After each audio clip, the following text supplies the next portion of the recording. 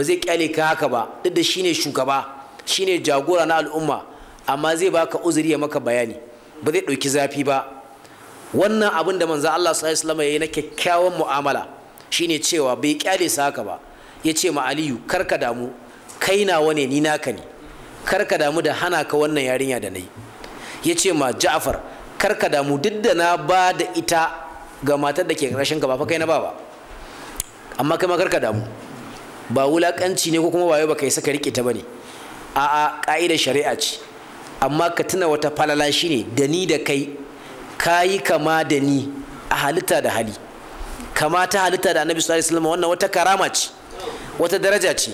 Yan kaɗan ne mutanen da suka samu wannan falalan, to balantana kuma kama a hali. Kama ta halitta a iya cewa wannan ƙirar jiki ce kawai, amma kamantakekeniya a hali, in ka zama kayi kama da halin wani mutumin kirki, ya nuna kenan kai tsaye kai ma halin kirki ne da kai kenan.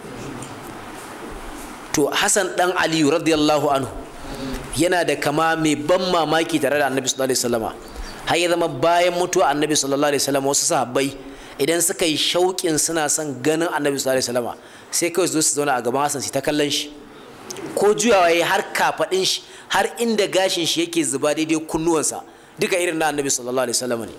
Saboda innal irqa dassasu, jini yana bi ko mun san hadisi da Annabi sallallahu alaihi wasallam yake cewa idan an tashi halittar mutum sai an cura gaba ɗaya kakannin shi gaba ɗaya a wuri ɗaya, sai a tsakuro daga wannan tsakuran ne za a dasa nashi halitta. Da haka sai kaga kawai yayi kama da wani a cikin ƴan uwan shi, a cikin dangin shi, ko kannan mahaifiyar shi, ko kakannin shi. Haka dai kama ta halitta ko kama ta ɗabi'a, ko kuma duka biyun kamar da ya faru a nan. To idan kai kama da mutumin kirki, to wannan alamar kirki ce da nagarta, musamman kamantakekeniya a hali. Da haka duk wannan halin da za a fara cewa manzo Allah yana da kyauta, manzo Allah yana da haƙuri, manzo Allah yana da kunya, to kenan shi ma ya samu irin waɗannan halaye. Saboda a jumlance manzo Allah sallallahu alaihi wasallam yake cewa sun yi kama wajen halaye da ainihin kamantakekeniya ta halitta. Shi kuma Zaid dan Haritha, manzo Allah sallallahu alaihi wasallam ya bayyana mishi cewa kai namu ne, kai dan uwanmu ne a addinin Allah, kuma kai mu ne muke jibunta al'amarinka matsayinka na bawan da muka yanta. Kaga kowannensu manzan Allah sallallahu alaihi wasallam ya tuna mishi ta falala za ta zama karama gare shi. Manzan Allah sallallahu alaihi wasallam yana yin haka ga mutane. Alal misali shine idan ya zo ya raba abubuwa sai ya zama ya baiwa wasu ya bar wasu, waɗanda aka bari ba a basu ɗin ba sai suna ji a ransu kamar manzan Allah sallallahu alaihi wasallam bai ga cancantar su bane, sai ya bayyana musu cewa wallahi wasu waɗanda ban ba sun fi daraja a waje na fiye da waɗanda na ba, kar ku damu. Haka manzo Allah sallallahu alaihi wasallam ya mutanen Madina lokacin da yayi rabo ba su samu ba, suka ji haushi bayan an je yakin Hunain kenan, sai yake ce musu yanzu nan ku ba kwa jin daɗi a ce mutane su tafi garuruwansu da dukiyoyi da ganima da bayi da raƙuma da abinci, ku kuma ku tafi garinku da manzan Allah sallallahu alaihi wasallam ba? Suka ce bala muna son haka. To ai wannan ya fi muku karama kenan, ku annabin shine zai ku koma tare da shi garinku, shine naku ganimar, su kuma su tafi da abubuwan da suke abubuwan duniya masu karewa. Kaga ya bayyana musu wannan falalar da ba su tsinkaye ta ba. To wannan shine malai yake cewa bayan bagi an yakuna uswatan wa qudwatan lid-du'ati bi khassa, ya zama abu ne da za a ce yana da kyau manzan Allah sallallahu alaihi wasallama ya zama abun koyi a irin wannan halin, musamman ga wajen masu da'awa. Musamman masu da'awa su zama sa da kaifin hangen nesa da gane lokacin da wani daga cikin mabiyansu bai fahimci wani hukunci da suka yi ba, sannan kuma su iya bayyana mishi wajihin da zai gane cewa abin da aka yi alheri ne gare shi. Ina ba ta mun fahimci wannan abin da yake ishara kenan. Kada kawai dan kana malami ko shehi ko mai da'awa ko limami ko babban ainihin mai wa'azi kaga cewa kawai almajiran ka dinnan da talakawa ko masu sauraron ka ba su da wani haƙƙi na ka musu wani bayani, kawai ai jahilai ne, kawai ai ɗalibai na ne, kawai ka dinga musu abu gatsan babu ladabi, babu ainihin tsari, babu kankan da kai, babu nuna cewa su ma mutane ne. Ya kamata tun farko ka san cewa dan adam Allah ya girmama shi. Allah da kanshi yake cewa laqad karramna bani adama, mun girmama dan adam. To ka fara baiwa mutane daraja ta kasancewarsu mutane ɗin nan tun farko kafin wani ƙarin daraja da za su samu a rayuwa. Ma'ana ko ƙaramin yaro ne yana da wannan daraja ta cewa shi mutum ne, yana da kuma 'yanci ko kuma haƙƙin a bashi dukkan darajojin da ake baiwa mutum. Ina fata mun gane wannan. To balantana kuma ɗalibanka a matsayinka na malami mai wa'azi ko mai da'awa, waɗanda ba ka da abokan aiki irinsu, ba ka da makusanta irinsu. Allah ya ji kan Malam Albani, Allah ya an shahadarsa. Ko da yaushe yana daga cikin tsare-tsaren shi zaka ji yakan faɗa ya nanata ya ce ba ni da mutanen da suka kai ku masu saurare, ba ni da 'yan uwan da suka kai ku, ba ni da mutanen da ɗauka makusanta kamar ku. Ya sha faɗan waɗannan a cikin kasusuwa ko shi da mutane in ana fira, kuma haka ya nuna aikin shi ya nuna, haka karantar shi ta nuna, haka har ƙarshen rayuwar shi haka ya kasance. Babu kuma wani abu da zai yi sai ya zo ya mutane bayani, ya bayyana musu ga wajihin wannan abu, ga abin da yasa aka yanke wannan hukuncin. Kowa da ke sauraron shi in yana nan anan ko yana sauraron wannan karatun daga baya ya san haka. Allah ya ji kanshi da rahama. Wannan alama ce akan cewa yana kwaikwayo da wannan karantawa ta Annabi sallallahu alaihi wasallam. Muna fatan Allah ya ɗaukaka darajar shi, ya ba shi ladan ayyukan shi na alkhairi da yi da ninkin ninkawa. Sannan Allah ya kauda kai akan kurakuran shi da gazawar shi da takaitawar shi ta dan adam. Allah ya shahadarsa shi da Abdullahi da Ummu Abdul Barri wa li ghairihim bi'amma. Sannan kuma da sauran mutane waɗanda ba masu da'awa ba, su ma gabaki ɗaya mutane musulmai abin nema ne daga gare su yi wannan koyi da Annabi sallallahu alaihi wasallam a wannan waje da sauran wurare. Ma'ana ko da yaushe ka kasance mutum mai lura da sanda ka ɓata wani rai ko kai mishi abin da baya so, ko kuma ka mai hukuncin da ba haka ya so a yi ba, kuma ka san matakin da ya kamata ka ɗauka na nuna mishi wajihin wannan mas'ala, ko yi mishi bayani, ko neman uzuri idan kuskure kai, ko neman ahuwa idan ainihin wato ganganci kai ko makamancinsu. Wannan zai ƙara danƙon amana da soyayya da fahimtar juna da baiwa uzuri a tsakankanin musulmai ɗaiɗaiwansu da ƙungiyoyinsu da tawagoginsu, wanda haka kuma zai ƙara taimaka mana junanmu wajen yi wa junanmu nasiha da ba wa junanmu uzuri da ɗaukan abubuwa da sauƙi a rayuwa. Ina fata mun gane wannan.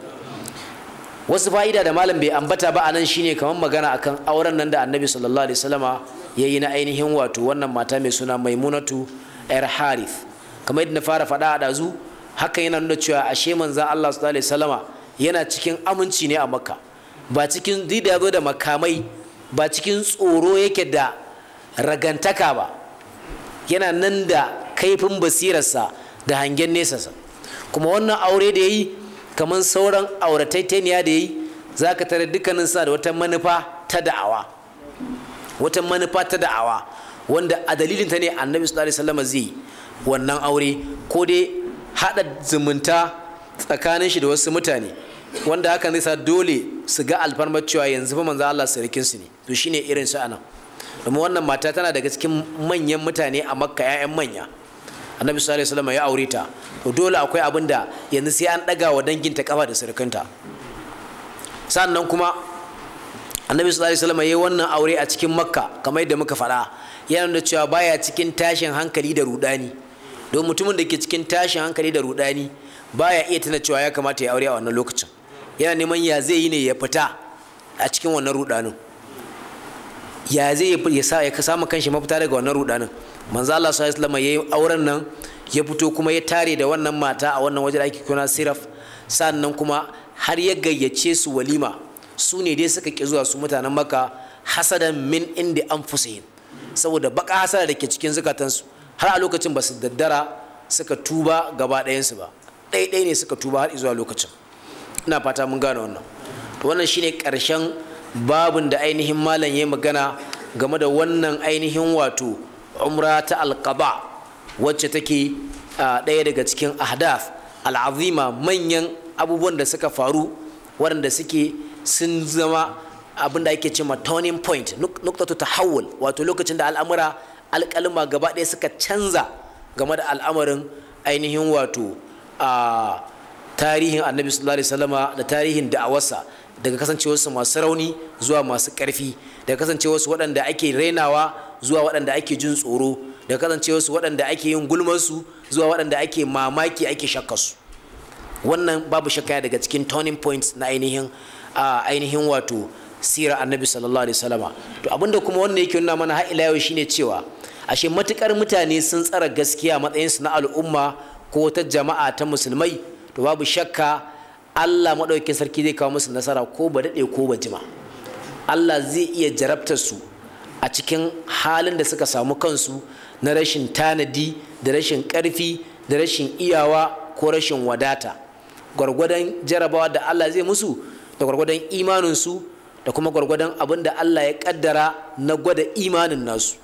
Amma babu shakka wal aqibatu lil muttaqin, a ƙarshe dai al'amari zai tike ne ya zama in favor of al muttaqin, su ne za su zama fi maslahatihim, su ne za su ƙaru da abun, su ne zai zama ɗauka gare su, domin jarabawa da Allah zai ta musu a waɗannan farkon al'amari zai zama kafara ga zunubansu, zai zama kuma koyarwa ce gare su akan ya kamata su mu'amalanci al'amuransu, zai zama kuma darasi ne da ya kamata su naƙalta don su karantar da na bayansu cewa ga yadda ake.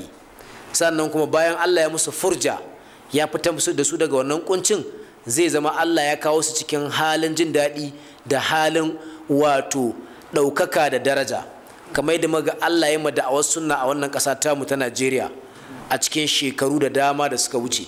Da ahlus sunna sun fuskanci kansu, sun samu kansu a cikin wahala da kunci, an kwace musu mata da rumfunan kasuwa, an kore su a ayyukansu, an kore su daga gidajensu, an raba su da garuruwansu, an zubar da jininsu, an musu sharri da ƙazafi da zalunci, an kulle, an kashe, an yi komai.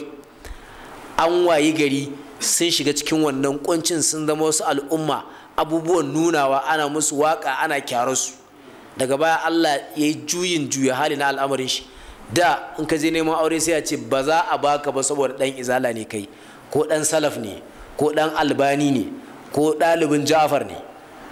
Da sai a ce ba za a baka ba, sai dai kana san yariyan sai dai ka ɗan yan dabaru, kana yin summa amanu summa kafaru, kana ɗan aske gemunka, ka ɗan sakin wandonka, in ka zo kana ɗan saka wani ɗan sauti a handset ɗinka don ka a gane ka.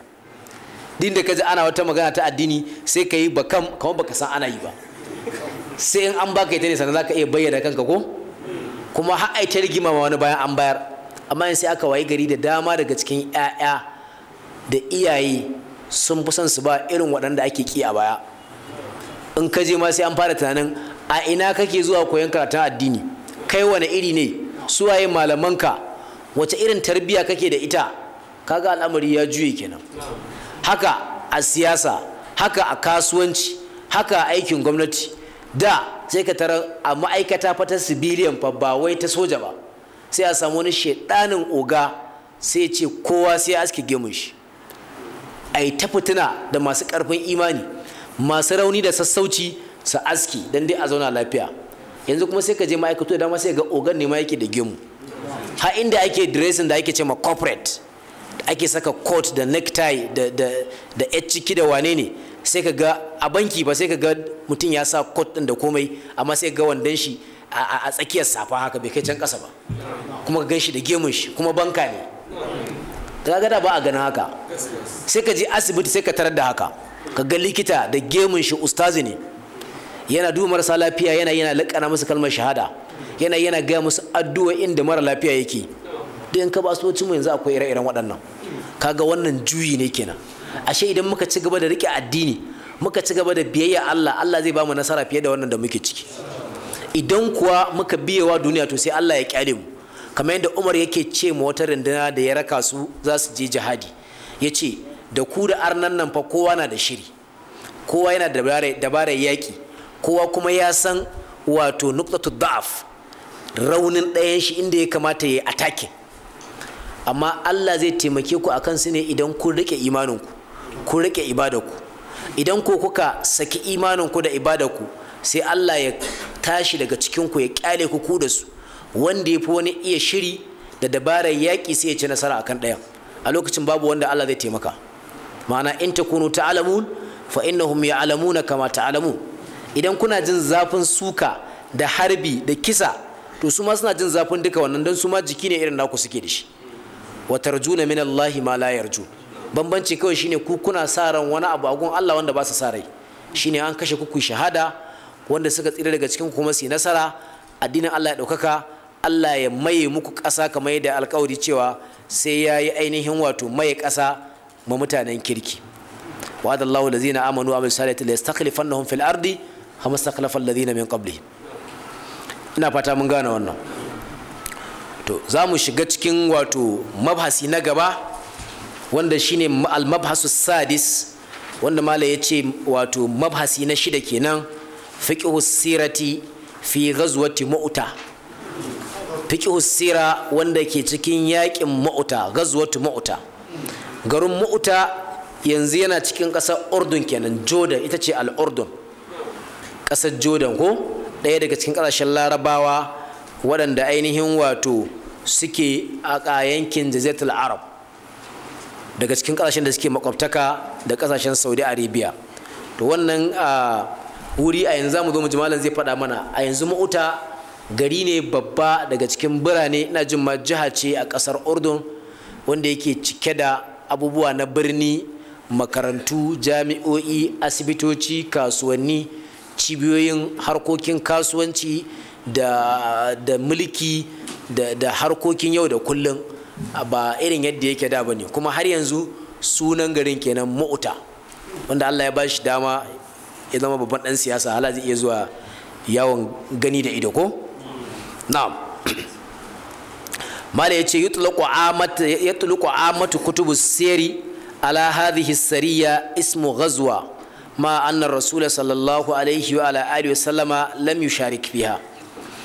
galibin littafan sira suna kiran wannan yaƙi da suna ghazwa maimakon sariya. sariya ita ce runduna ta yaƙi wadda annabi sallallahu alaihi wasallam bai je da kanshi ba. ghazwa ita ce wadda annabi sallallahu alaihi wasallam ya je da kanshi a matsayin komanda. amma duk sanda annabi ya aika da wasu mutane su tafi su kai farmaki ko su kai ɗauki ba tare da ya je da kanshi ba, a ka'idan istilahi na sira akan kira wannan da suna sariya ne, jam'in sai a ce saraya. shi kuma yakin da annabi ya je akan ce mishi ghazwa, jam'i a ce ghazawat. amma wannan yakin sai zama kamar littafan sira ba su kula da wannan istilahin ba, sai aka ji kowa na kiranta da suna ainihin wato ghazwa ma anna rasul sallallahu alaihi wa alihi wasallama lam yusharik fiha, tare da cewa manzon Allah sallallahu alaihi wa alihi wasallama bai je wannan yaki ba. wa dhalika li kathrati adadi rijaliha. malaman sira suna kiranta da suna ghazwa ne da lura da cewa an tafi da sojoji masu yawa, haithu balaga man kharaja fiha 3000 muqatil, yayin da muka tarar cewa soja combatant masu yaƙi banda masu kula da masu abin nan masu yin nursing wato likitoci kenan da masu jinya, banda masu dafa abinci, banda waɗannan 'yan leƙen asiri sojojin ciki kenan ko 'yan sandan ciki ko 'yan intelligence, banda su asalin mayaka sama da mutum 3000. kawo ku babbar runduna ce wannan, bataliya ce cikakkiya. wa huwa adadun kabirun bin nisbati li gazawatir rasul sallallahu alaihi wasallam. wannan adadi yana da matukar yawa idan muka tsaya muka kwatanta da sauran yakokin annabi sallallahu alaihi wasallam. kaga wancan da muka wuto wanda umra ce an ce mutum 2000, na can baya kamar yakin badar mutum 300 da wani abu, kamar yakin uhud mutum 500 da wani abu. haka dai zaka ji yawan baya yin kusa ma da wannan. kenan yanzu an samu a nan yawan sojoji ya karu fiye da yadda aka saba ji. da dama kuma yawan na iya sa a kira shi ghazwa, domin sariya na nufin karamar runduna sariya. ghazwa kuma na nufin wato farmakin da babbar runduna ta kai. ko dai zama wannan siffa ta girman runduna na komawa ga kasancewar annabi na cikin runduna ita zama babba sallallahu alaihi wasallama, ko kuma ya zama yawan sojojin ya ba rundunar girman kamar yadda ya faru a nan. ina fata mun gane wannan.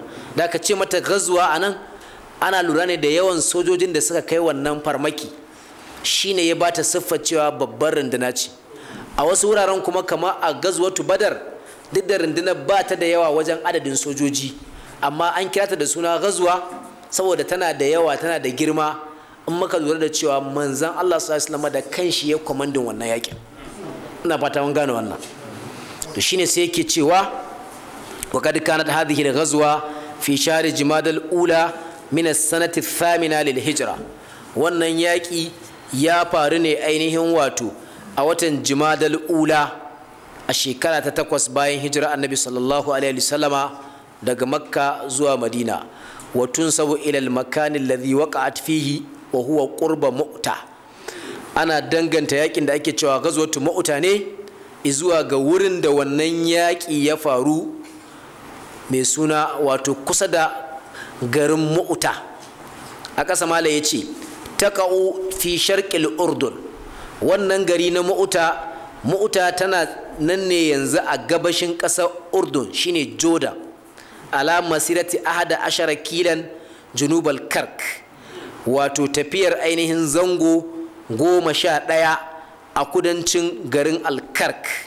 Wahiya ƙaryatun al'ana amiratun bisukan. A yanzu alƙarya ce, gari ne wanda yake cike da ainihin wato mazauna da mutane. Aka ce alƙarya kama a ce gari, bai kai a ce mishi madina ba, birni babba ba. Akwai madina, akwai ƙarya, sannan kuma akwai badiya, ƙauye ƙanƙani irin garuruwanmu na al'ada, wannan shi ce badiya kenan, ƙauye. Akwai kuma alƙaryu, garuruwa wanda suke manyan garuruwa, wanda ba su kai kuma a kira su da suna manyan birane ko cibiyoyi na kasuwanci ko na mulki ko makamanta haka ba. Kawai misali Abuja da irin Lagos ko Kano, kaga waɗannan manyan birane ne, cibiyoyi ne na wasu al'amura na rayuwa. Wataƙila Kaduna ma babban birni ne, amma kaga Zaria ba ta wuce a ce alƙarya ba ce ko masala, ko irin Huntuwa ko Gusau da makamantansu. To ire-iren waɗannan suna yake ce ma alƙarya, wato gari wanda yake ya kai a kira shi gari, amma kuma yana da wasu garuruwa da suke gaba da shi a wasu al'amura. Na ba ta mun fahimci wannan, ba shine babbar cibiya ta al'umma wannan yanki ba. To wannan gari na urdun yanzu haka yake. Wannan magana mala ya ɗauko ta daga cikin littafin al-ma'alimul athira fi sunnati was sira, wato wurare wanda suke landmarks, abubuwan da suka ragu na landmarks ɗin garuruwa waɗanda akwai su a cikin tarihi da sira annabi sallallahu alaihi wasallam. Malamin ya bi ne ya dudduba wuraren da aka ambata a cikin sira annabi sallallahu alaihi wasallam, Zulhulaifa, Juhufa, Badar, kaza, Mu'ta din, wurare irin waɗannan, sai ya bi yanzu a zamanance ya darasce su yaya suke yanzu, sai kuma yana bayanin su, asalin su da falalar da aka ambata gare su, da kuma in sun canza daga yadda suke zuwa wani yanayi sai ya ambata. Da haka zaka ji ya ce Zulhulaifa yanzu anguwa ce mai cike da mutane a wajen garin Madina ta wuri kaza kaza kaza kaza kaza, da zai bada labari. Kamar malami ne haka wanda yake da kulawa da geography na tarihin musulunci, sunan shi Muhammad Sharaf. Wannan magana tana a cikin shafi na 237, wato magana game da bayani akan ina ne ainihin wato wannan wuri na Mu'ta. Kamar yadda muka ji, wuri ne da ke cikin ƙasar Jordan a yanzu. To sai ka kwatanta kenan sa annabi sallallahu alaihi wasallam sun tashi daga garin Amin, su Ja'far dan Abi Talib ko da su Abdullahi dan Rawaha da su Zaidu, wanda su ne komandojin da aka nada a wannan yaki, sun tashi kenan daga kwatankwacin garin Madina suka yi tafiya zuwa wannan ainihin wato gari na Mu'ta din. Wa sababu hadhihi al-ma'arika anna rasulullahi sallallahu alaihi wa ala alihi wa sallama ba'asa al-Harith ibn Umair al-Azdi bi kitabihi ila azim Basra fa'arada lahu Sharhabil ibn Amr al-Ghassani fa'awthaqahu ribatan wa daraba unuqahu. Dalilin wannan yaki shine annabi sallallahu alaihi wa alihi wa sallama ne ya aiki wani dan sakon shi mai suna al-Harith ibn Umair al-Azdi. Harith dan Umair dan kabila Azd bi kitabihi ila azim Basra, dan ya kai sako rubutun da annabi sallallahu alaihi wasallam ya bayar a kai sarkin Basra, ba Basratu ta kasar Iraki ba, Basra wanda take da kasru wanda babu ta'un, gari ne daga cikin garuruwan kasar Jordan din. Fa'arada lahu Sharhabil ibn Amr al-Ghassani, sai wani mutum mai suna Sharhabil dan Amr al-Ghassani sai ya tare wannan mutumi, ya kama shi. fa awthaqahu ribatan ya daddaure shi wa daraba unqahu ya kashe shi. wannan magana yace ka duba al-mawahibul al-ludanniya a cikin juz'i na 1 shafi na 549. fagadibar rasul sallallahu alaihi wa ala alihi wa sallama sai manzo Allah ya fushi li maqtali rasuli saboda kashe mishi wannan dan sako da aka yi. wa arsala hadhihi sariya ya aika da wannan runduna wa ammara alaiha zaid ibn haritha radiyallahu anhu ya sanya kwamandan wannan runduna shine zaid dan haritha Allah ya kara musu yadda. thumma qala sannan sai manzon Allah sallallahu alaihi wa alihi sallama yace in qutila zaidun fa ja'farun, idan an kashe kwamandan ku zaidu to kwamanda mai biye mushi wato general din da zai anshi ragama shugabancin wannan runduna shine Ja'faru dan Abi Talib. wa in qutila Ja'farun, in kuma aka kashe Ja'faru fa Abdullahi ibn Rawaha, to sai wani sojan kuma wanda soja ne kuma mawaki Abdullahi dan Rawaha sai ya anshi wannan kwamandanci. wannan magana tana cikin hadisi na Sahih Bukhari a lamba ta 4200 da ainihin wato 61 a cikin juz'i na 7 shafi na 10 na Fathul Bari. waɗannan su ne kwamandojin da Annabi sallallahu alaihi wasallam ya nada radiyallahu ta'ala anil jami'. Allah ya ƙara ma dukkaninsu aminci. waɗannan manya-manyan jarumai ne daga cikin sahabbai wanda suka shiga musulunci da wurwuri. biyu daga cikinsu dai yanzu nan ma muka ji karatu game da su. su ne Zaid dan Haritha da Ja'far dan Abi Talib.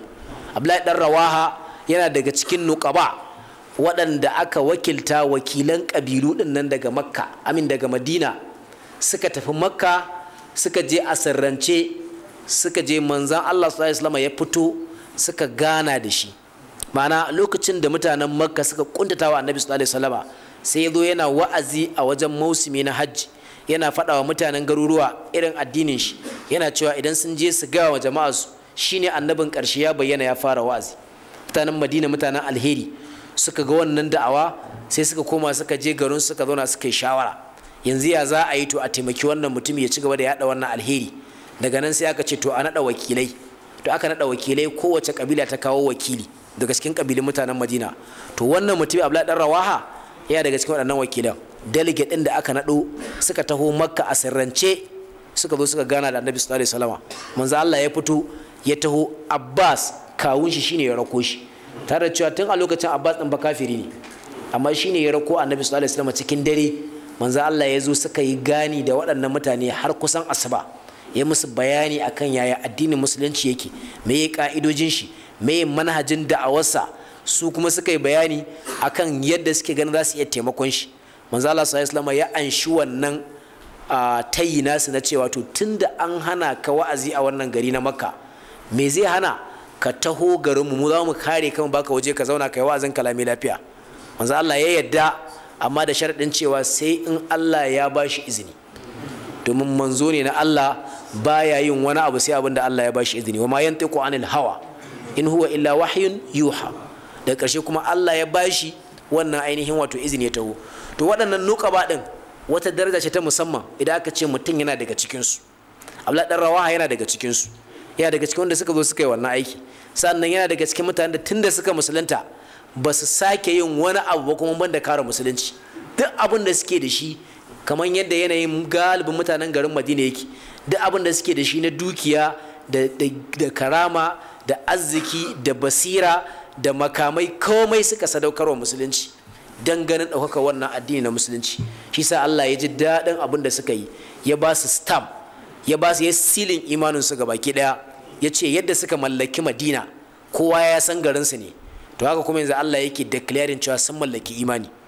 wallazina tabawwa'u ad-dara wal imana, waɗannan da suka zauna garin Madina suka mallake shi, wal imana kuma suka mallaki imani. kai waɗannan mutane sun more. alherin Allah ya kai ga mutanen Madina waɗanda suka taimaki Annabi sallallahu alaihi wasallama, da mutanen Makka sahabbai 'yan ƙaura wanda suka sha kunci a hannun waɗannan kafirai na Makka, suka yi hijira tare da Annabi sallallahu alaihi wasallama. muna son su ga baki ɗayansu, daga cikinsu dangin shi ne na kusa ko na nesa ko waɗanda ma ba 'yan ƙabilarsu ba ne. muna son su ga baki ɗayansu muna girmama su muna ambatansu da alheri kuma muna kin duk wanda baya ambatansu sai da sharri wanda baya son ya ji an faɗa alherinsu to yana cikin aƙidan mu kin wannan mutumin ƙi kuma a cikin zuciya yadda muke kin fir'auna da hamana da ƙaruna haka muke kin duk wanda yake kin sahabbai sallallahu alaihi wa ala alihi wa sallama wa radiyallahu ta'ala anis sahabati ajma'ina. Ina ganin ya kamata gaskiya mu tsaya anan idan mun zo kawai sai mu taso daga farkon babun na al-mabhasu sadis saboda lokaci ya kure mana a yanzu insha Allah sai mu ce abinda muka faɗa daidai ya Allah madaukakin sarki muna roƙonka ka karɓa mana ladan faɗan wannan daidai ka ba mu ladan saurare ka ba mu kuma izinin aiki da abin da ke cikin alkhairi kurakuran da suka faru na gazawa irin ta ɗan adam da ƙarancin ilimi da ƙarancin iyawa da tuntuɓan harshe da makamantansu ya Allah ka gafarta mana Allah ka rangwanta mana muna ƙara yin addu'a ta musamman ga babban malaminmu a sheikh Muhammad al-Awwal Adam al-Albani wanda aka yi kisan gilla ya Allah ka ji kanshi da rahama Allah ka kai haske cikin kabarinsa Allah ka jona mishi ni'ima a jannatul firdaus cikin kabarin shi da shi da ɗan shi Abdullahi da matarsa Ummu Abdul Barri waɗanda suka mishi wannan ta'addanci ya Allah duk wani buri da yasa suka yi wannan a cikin duniyar nan ya Allah ka bari su kai ga wannan burin Allah ka wulakanta su a duniyar nan Allah ka kaskanta su ranar sakamako Allah ka ɗeba albarka a cikin rayuwarsu da arzikinsu da dukiyarsu da harkarsu ya Allah ka ɗaga addinin musuluncin nan ka ɗaga sunna annabi sallallahu alaihi wasallama ka ɗaga wannan da'awa ta koyi da magabata ina faɗa wannan magana nake cewa subhanakallahumma wa bihamdika ashhadu an la ilaha illa anta astaghfiruka wa atubu ilaik